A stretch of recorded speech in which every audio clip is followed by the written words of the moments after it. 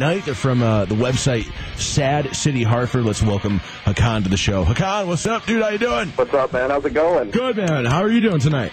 I'm good, man. We missed you last weekend at the luau. That hurricane blew us right off the map. Dude, the hurricane, I mean, I'm surprised 125 is still standing after that hurricane. It just devastated the entire area, dude. I lost my home because of that hurricane. I mean, it was outrageous. Let's just all be glad that we're all alive still. I mean, it was a long, hard day, that hurricane. So, what's going on in Sad City Hartford tonight? Well, you know, we've been looking at, we always see mattresses in Hartford on the sidewalks. I don't care if you're in the north end, the south end, the west end. There's just mattresses everywhere. Yeah, well, I see that. I'm driving down the radio station even tonight, and we're on Asylum Avenue, and you just see in front of these apartment complex, you always see mattresses. Why? Why is that, Hakaan? Well, that's what we wondered. Why? Like, we've been to other cities before, you know, they're not mattresses everywhere. So one of our readers, actually, Farm Boy, sent me an email and sent me in the right direction.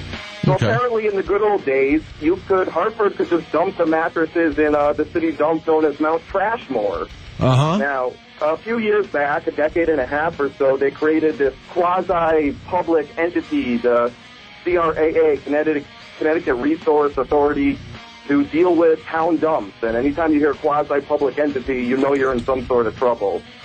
So they took over Mount Trashmore.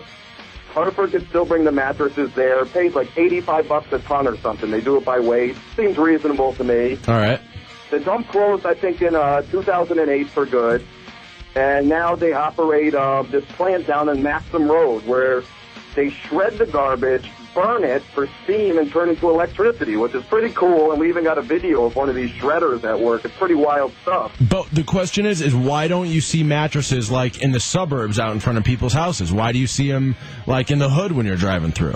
I think what happens is these mattresses damage the shredder, so the CRAA charges $30 to the town for each mattress they want to drop off and shred. Okay. Now, Hartford doesn't have any money. I mean, half the residents aren't even taxpayers, probably. Yeah, I'd agree with that. So, I mean, we were tipped off that there's some 2,500 mattresses that the city has that they've yet to dispose of. That's $75,000. Wow. I mean, as annoying it is to step over a disgusting mattress on the sidewalk, there's a lot of other things around the town that need some money. So there's just not enough money, it seems. That's why mattresses are just piling up on the sidewalk. So doesn't the town have to, like the city of Hartford, they have to get rid of them eventually? They can't just let them pile up. I mean, I don't know what these. I mean, they do pick them up sooner or later, because I see a lot of piles. I live in the West End, so I'll keep my eyeball on a pile. It'll be there for a few days. They disappear. Where they're storing these 2,500 mattresses, I mean, I just laugh thinking about it. It's kind of like an Indiana Jones, the end of Raiders of the Lost Ark, but all these mattresses stacked up somewhere. It's one of the great mysteries of Sad City Hartford. It really is. We're on the case of why the mattresses are there. If we could just find out where the mattresses are stored and get a picture of that, I mean, that'd be mind-bending. You know what? It would not surprise me if you guys from Sad City Hartford actually did that. If you guys really, like, went out there and discovered this giant mattress pile. They're probably, like, stocking them up and piling up somewhere, and they're going to, like, you can, like, climb through them and climb up into the clouds or something.